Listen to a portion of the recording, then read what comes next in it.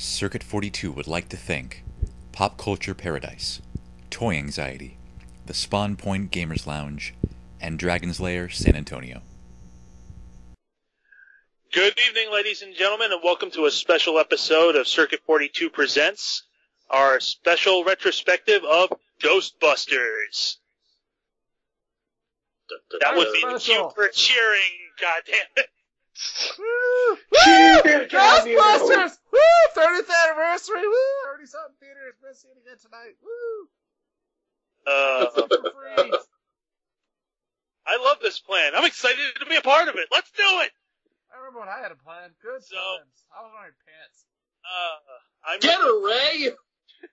I'm your host for the evening, Shane Fitzgerald, and I thought I had assembled an elite team of paranormal investigators and eliminators, but That's a good tweak. Dan Aykroyd scares the shit out of me, so I got these guys instead. Of course, look at him. He'll eat you. Of course, my fellow circuit rider, Ian McIntosh. Woo! Circuits. The closest thing to a scientific genius we could find, Connell Macbeth, a.k.a. Dr. Holocaust. The hell do you mean the closest thing?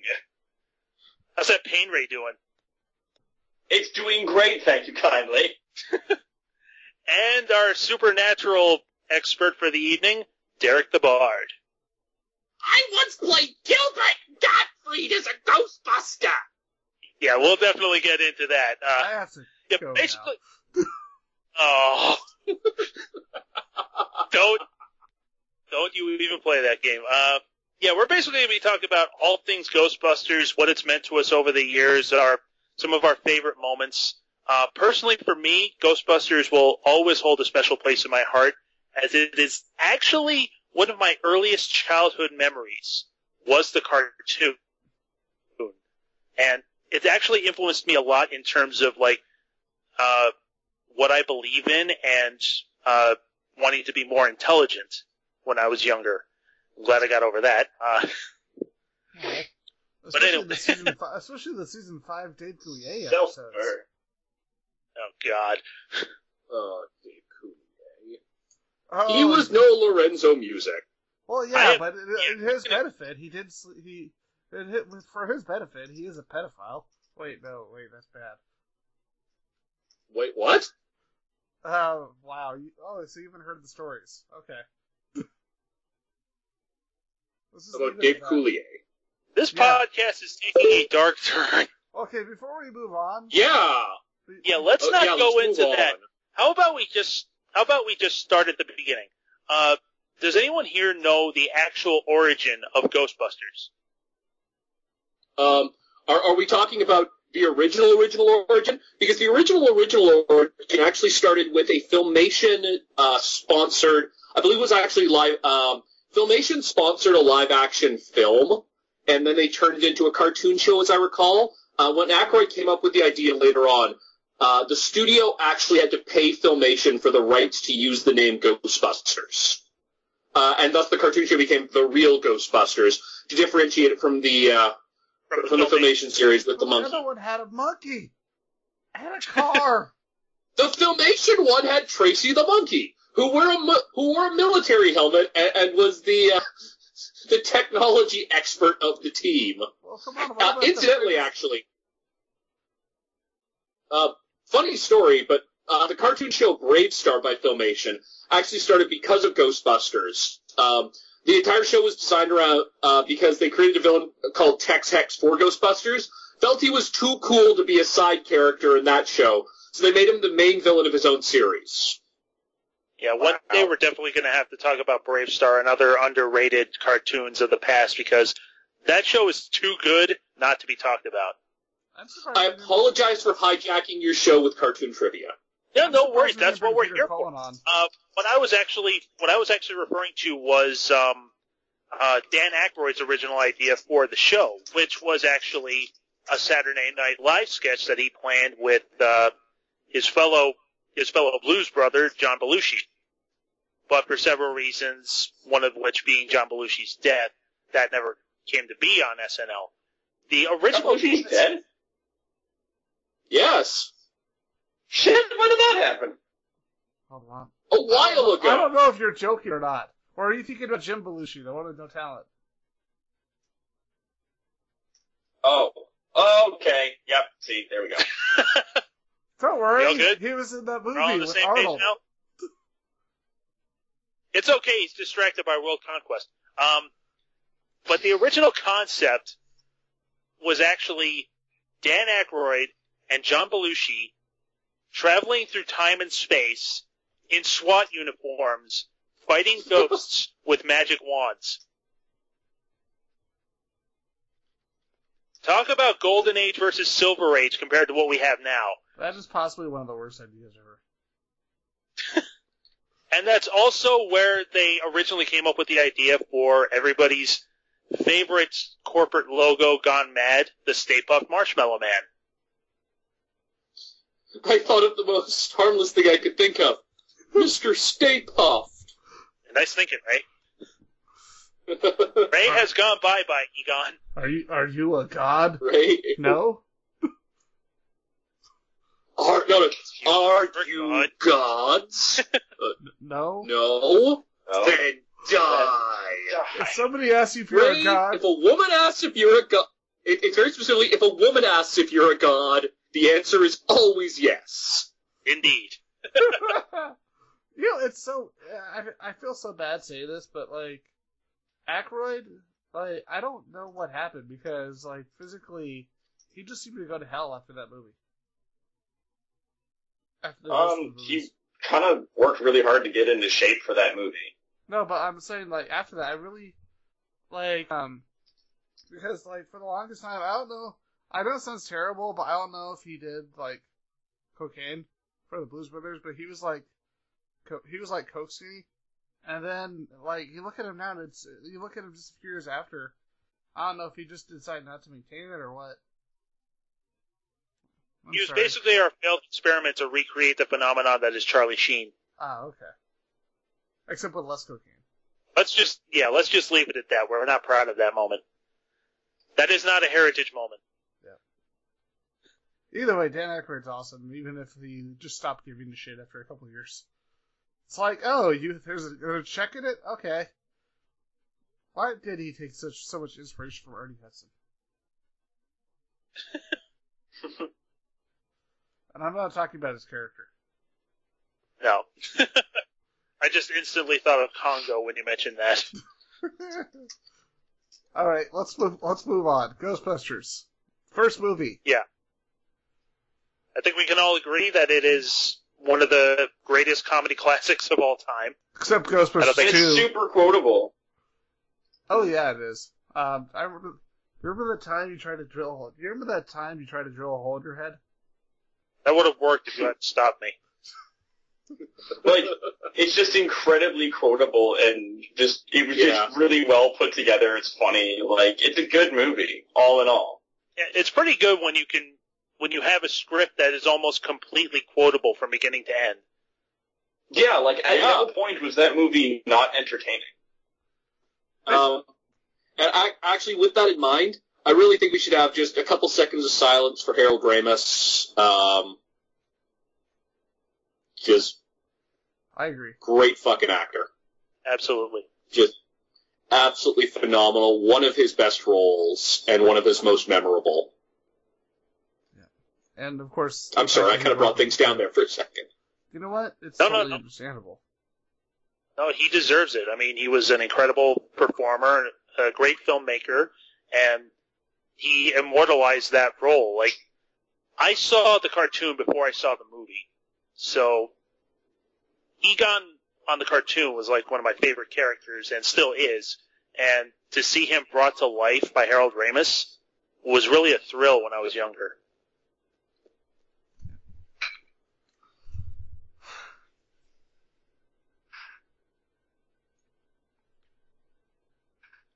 I think that qualifies for a proficient silence in his honor. Go.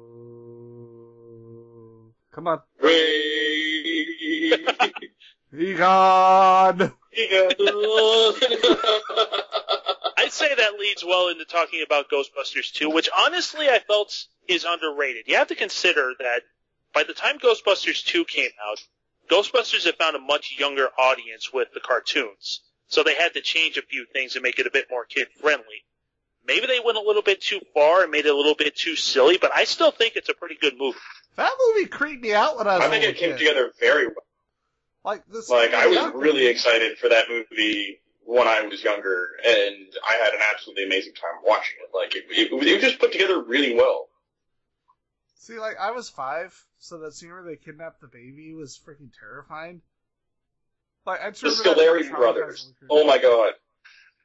Actually, a couple of years ago, I met Doug Walker, the nostalgia critic, at Con Bravo 2012, and I actually, well, first of all, he actually did a What You Never Knew About Ghostbusters a while back, which is a great watch. Oh yeah, it's full of like great little trivia points. And when I met him at Con Bravo 2012, I actually asked him face to face if he ever planned on reviewing Ghostbusters 2. And he likes the movie. He doesn't see any reason to review it as a nostalgia critic because to him it's just a fun film that didn't do as well as the first one. I do have some issues with the movie though, regarding the whole relationship with Egon and Janine. That they just completely scrapped the Egon-Janine relationship. They didn't even mention it. And then all of a sudden she's with... but there wasn't really an Egon and Janine relationship, though. But there was potential for one. And they completely erased all of that chemistry they had.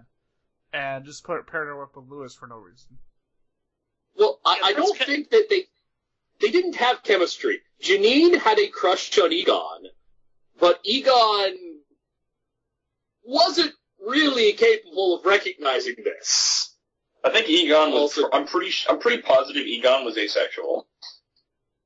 Yeah, no, like Egon is actually a very interesting portrayal in the movie as someone who might have Asperger's. I just always considered him. I just considered him a prototype for the level of social awkwardness that we so casually enjoy today. Well, I mean, you've got this woman looking at you, obviously hitting on you, and your only response is, I collect spores, molds, and fungi. He said that specifically to try to get her to leave him alone. No! I don't know about that. I always got the impression that was just what Egon was saying. Because that sounds so Egon. Well, because she asks him of, like, have you ever read this book? And he's like, print is dead. Is his immediate response to that. And then she's just like, well, what about this? And he's just like, his next is, I collect spores, molds, and fungus. And then walks away from her. I'm just like, this guy is really, really trying just to be like, I'm not the kind of person you're interested in, please go away. That's a very interesting way of looking at it, because, like, that's kind of going back to the relation between the movies and the cartoons. That's the kind of thing where we relate one to the other, but maybe they're not meant to be related. Like, what you're saying about... Each second movie never happens in the cartoon continuity, but the first one did. Now, here's a question. Actually, they do reference the second movie in the cartoons as well, because they directly mention Vigo the Carpathian. Oh, do they? Yes, they do. I thought that's what you were referring to, actually, but you brought up Citizen Ghost, which connects directly to the first movie. So I have a quick question for you guys. So it's kind of like some things connect to between the movies and cartoons, and some things don't. So it's a little weird in that aspect. I'm relatively sure that Cartoon Ray never received a blowjob from the ghost of Josephine. He totally did. They just don't talk about it. So, first, two things. Does anyone else think it's weird that that Janine is the voice of Bo Peep in Toy Story? Not really. Never really thought about it. But, like, you just don't look at Janine and Bo Peep. Okay, this is something to talk about the voice cast of the show, because we've already established the whole Lorenzo Music, Dave Coulier thing, but there's been a lot of cast changes over the years with Ghostbusters. So were you talking about the first Janine or the second one? In the live action movie. Andy Potts. Okay, yeah. Okay. Yeah, she was the voice of Bo Peep in Toy Story. But actually, what I was referring to is the second person to voice Janine in the cartoons also voices Lola Bunny in Space Jam.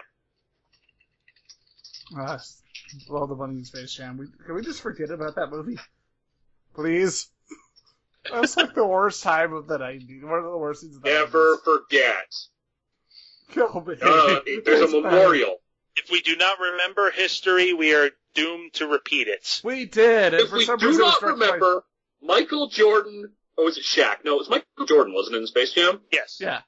Yeah. Playing basketball with the Looney Tunes against aliens. Someday it will happen again. It almost happened, and it was directed by Joe Dante. Which See what I mean? Which is nowhere near as awesome as it sounds. By the way, did any of you ever know who almost played Winston in the cartoon? Do you remember? I know in the first couple of seasons it was Arsenio Hall.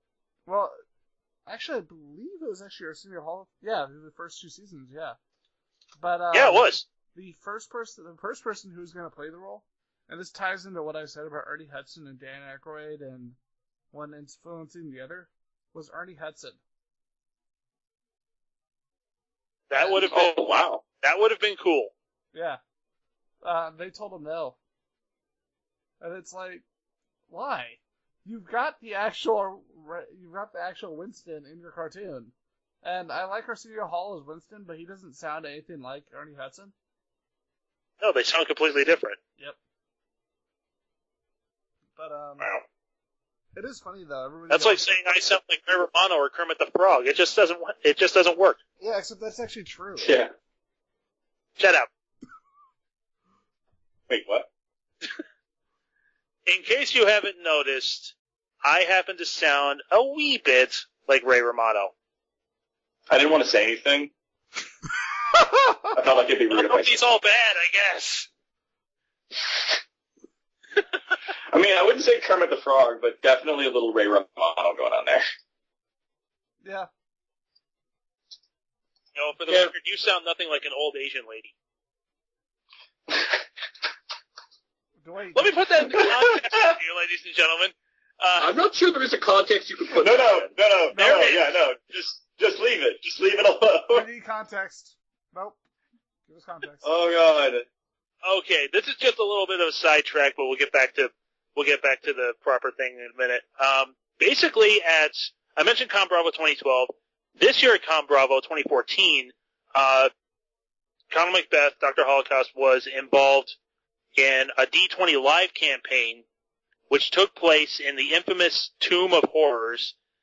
He was a last-minute change, because I think it was supposed to be Pro Jared that was in there. Yeah. But he couldn't make it to the convention, so they chose you, and they had your character all ready to go.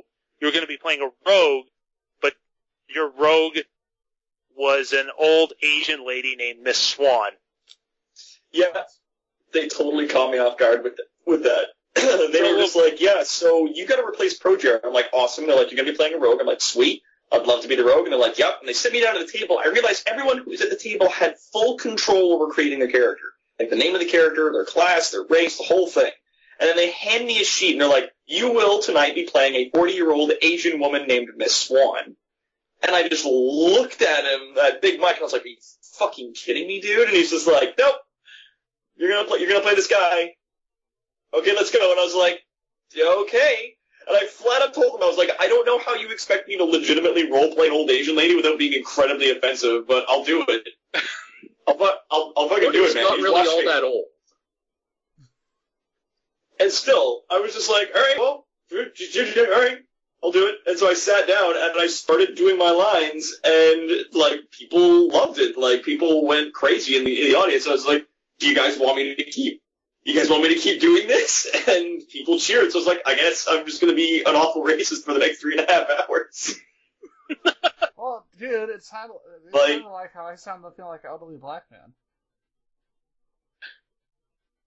This is true. For the record, ladies and gentlemen, it's totally worth going to hell to listen to that show. I think I find this now.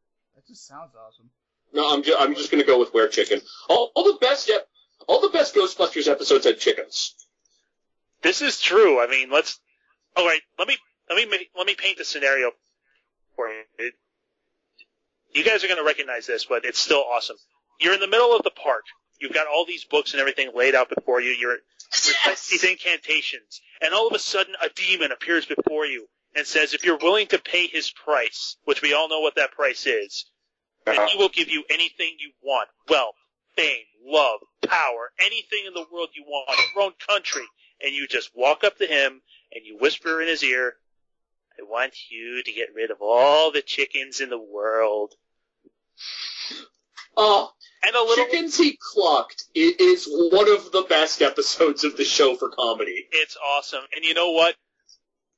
The Demon Morganon is one of my favorite characters, not just from that show, but perhaps in all of animation.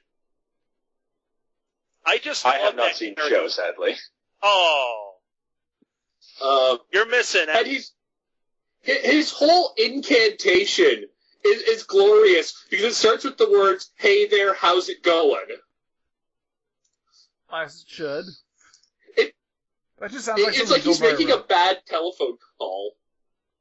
That just sounds like something Bill Murray wrote. Oh, I was Yeah, well, the writers of the show... So I can recite it. Oh. Ying, zing, Rastafari, Walla, Walla, Waka, more. Oh. Damn it! Oh.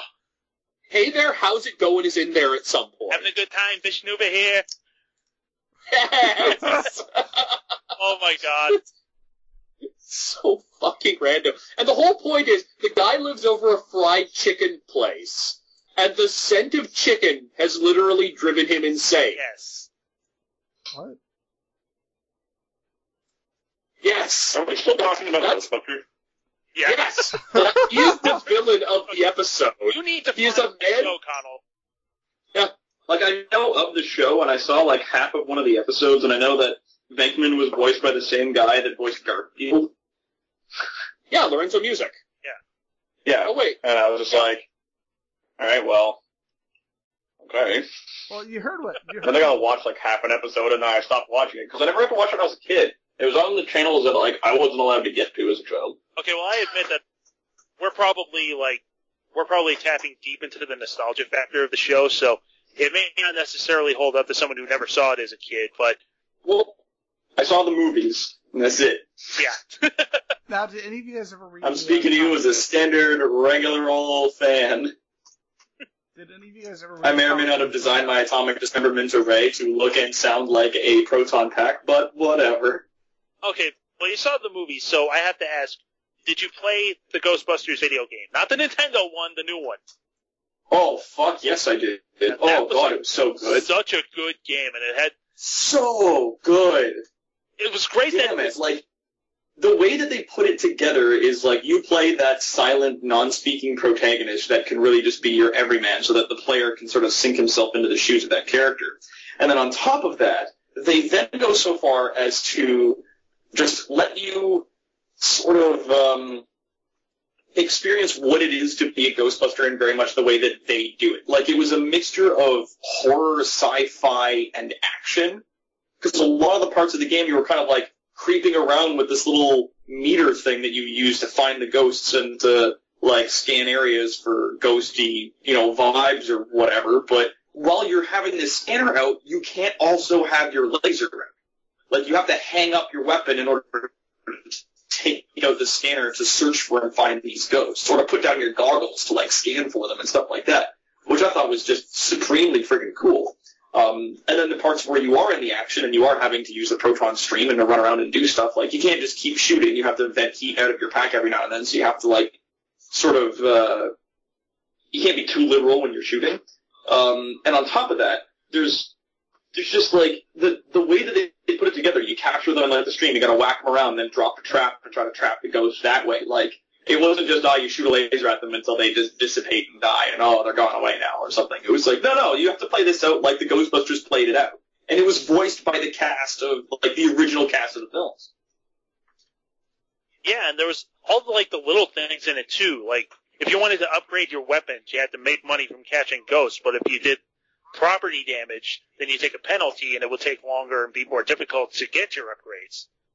Hey, And that actually Yes, right, yeah, like the story too, because they were always like the Ghostbusters were always like wrecking shit while they were trying to catch the ghosts and make their money. Hey, can we stop for a second? I need to make sure. It turned out super cool, though, but yeah. Yeah, I can hear you now. Yeah, I can hear you, dude. Okay, sorry. Everyone was going over what running over what I said, so I don't know if I was coming through or not. Can you hear me? Weird. We can hear you now, yeah. Okay. I can hear you. So I'll do the countdown, and then I'm going to talk a little bit about the Ghostbusters game, and then go into comic books, because I definitely want to cover that before the show gets so close, because there's a lot for comics. Yeah, so, okay, we'll do that, then we'll do the comics, and then I want to mention, just very briefly, the Ghostbusters RPG that Derek was in, because that's something they did on These Warriors Are Terrible. Okay. Okay, we got like 15 minutes of this, so we gotta move. All right. Okay, well, if we don't get to that, we don't get to that. So. Sorry, guys. Yeah, no worries. 5, 4, 3. But yeah, the Ghostbusters game was really awesome. And the funny thing is we didn't specify. So I think people at first are going to think, oh, what the hell? They like the Nintendo game? And then very quickly they'll realize Actually, what I we're did talking specify. about. You did? Okay. I did specify. We're not talking about the goddamn Nintendo game. We're talking about the new game that's actually good. But you like this, but the stairs are awesome. The best scene ever. They weren't awesome in the movie. They're not awesome in the game. Stairs are not awesome ever. So did any of you guys ever read the 1980s Ghostbusters comic published by Now? Actually, no.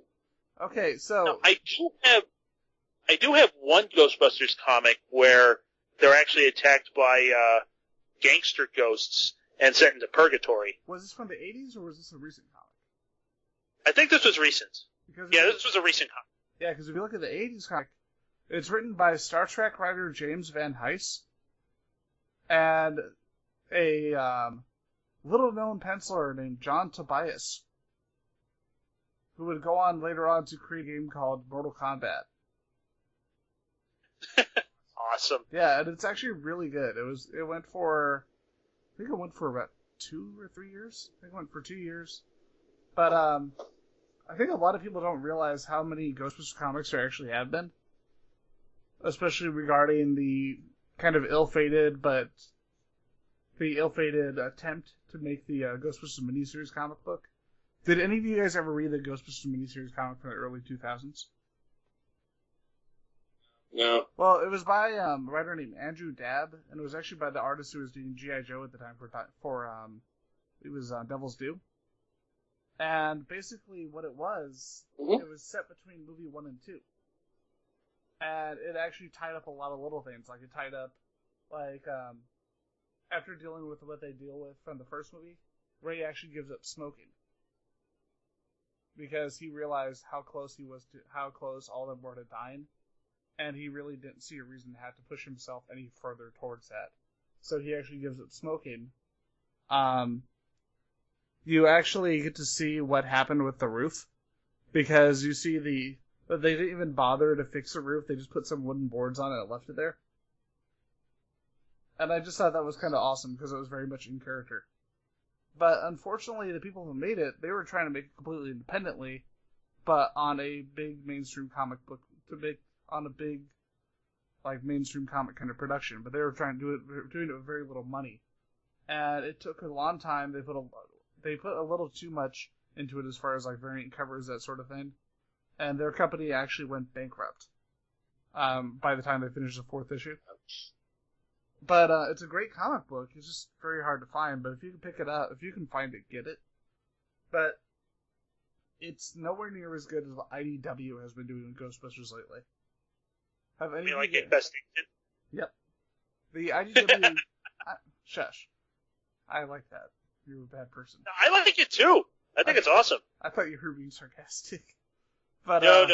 For those who don't know, Infestation was a crossover comic done by IDW, which basically had some of their properties like Ghostbusters, Star Trek, Transformers, and G.I. Joe fighting zombies from across the multiverse. Yep, exactly. It was a lot of And fun. if you're interested, you have no joy in your soul. Yeah, pretty much. The funny thing is, though, like, people don't realize how long the Ghostbusters comics have actually been going. There's actually 8. They're currently on volume 8 of the current run of comic books in regards to the trades. So they've actually been doing Ghostbusters since around 2011, 2012. But they've just been putting out so much, and volume 9 is actually coming out in December. And it's been worked on by like Evan Shaner, Eric Burnham, Scott Lobdell. And it's just a really, really fun comic book that really feels like it really carries almost a mix of the tone of the movies and the cartoons. And if you're not reading it, you should. And if you decide not to, then you're a bad person. Well, not a bad person, just a lame person. Bad person. Ordering on Stalin. Well, okay then. Yeah. Okay, so I think we have one more thing to talk about regarding Ghostbusters, and that is something that we actually referenced at the beginning of the show, or Derek referenced to be more specific. You mentioned that you played Gilbert Gottfried in a Ghostbusters RPG. Would you care to elaborate on that? So Connell and I are with a podcast called These Warriors Are Terrible. You can find us at terriblewarriors.com. And Connell wasn't in this episode, though I kind of wish he was, because he would have loved it. It was, we were doing the Ghostbusters. Pardon? I do miss that kind of thing. Yeah, it was the Ghostbusters RPG. And so, well ahead of time, when our GM Mike Dodd was asking what our concepts were, and we got some really diverse ones. We had a German paranormal investigator who was some kind of disgraced German academic. He's a disgrace to German in general. My God. Who is now living in Canada because it had much less stringent academic guidelines. We had a 60-some-odd-year-old ghost hunter from the U.S. Steve was playing R.L. Stein, Steve Saylor, and I was playing a character named, Crazy Bob Kaplansky, who was very, very, very loosely based on a sort of parody of people like, our old mayor. Rob Ford. No, I can't. Rob Ford? No, not Rob Ford. Rob Ford's not our old mayor. Mel Lastman. Mel Lastman, who was an older mayor of Toronto a couple mayors back, used to run a furniture store called Bad Boy Furniture. And so the idea was that Crazy Bob Kaplansky is Gilbert Gottfried running a used furniture store and upholstery service. That was the primary means of income for the Ghostbusters. So I've got to ask you a brief question regarding this. When you guys come up with your characters, you just, get a big rag of ether and just huff it, and then start coming up with your characters? Because that's pretty awesome. No, that one was an endurance challenge for me, because I have to talk like this whenever the character is speaking. Oh my God, I'm so sorry. Yeah, some key points to that. Their Ecto was actually Ecto 5, which was, I believe, a possessed ice cream truck.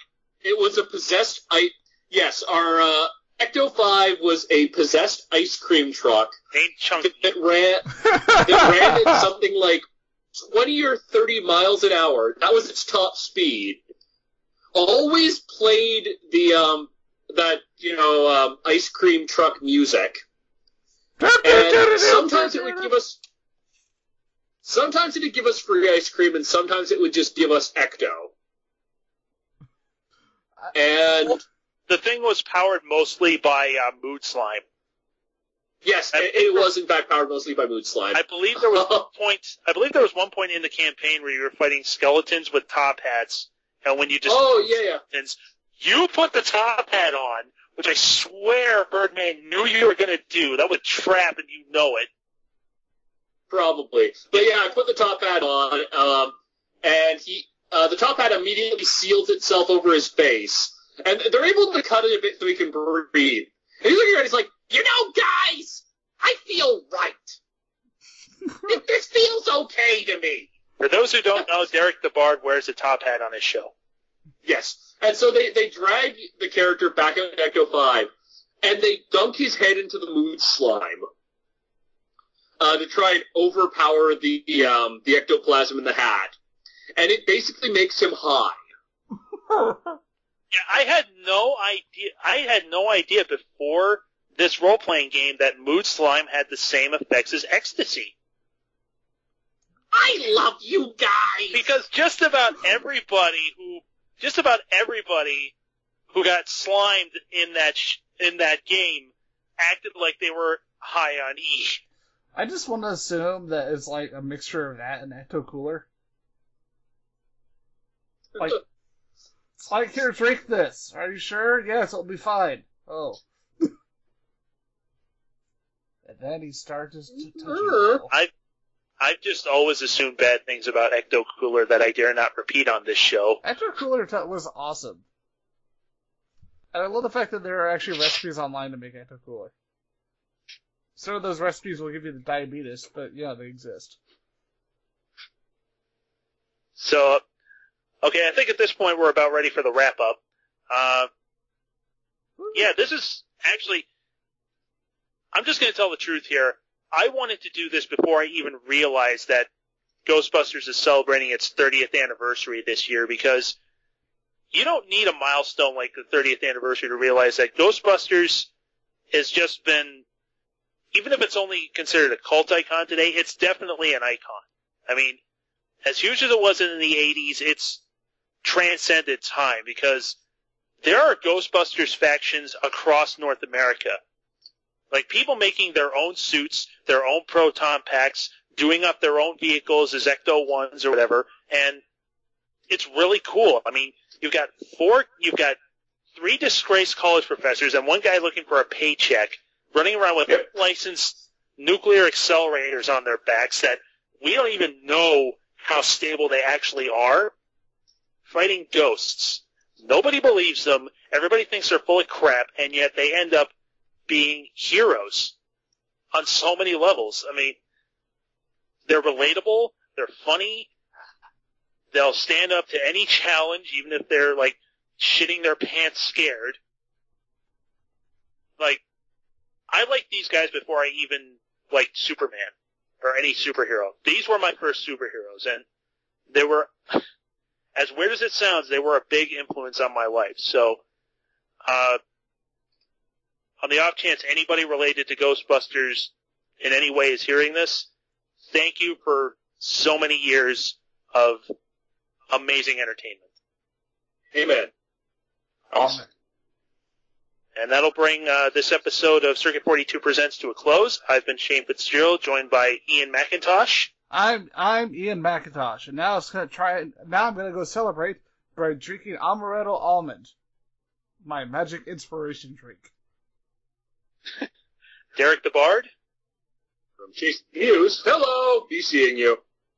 And Dr. Holocaust. Toronto's greatest supervillain. I can't follow that. Right? Okay, be sure to check us out on Circuit42.com. Be sure to look up Dr. Holocaust, Derek the Bard on their YouTube or Blip channels. And like us on Facebook, follow us on Twitter. And subscribe to us on YouTube. And always remember, subscribe to us on YouTube, and remember, we're ready to believe you. Good night.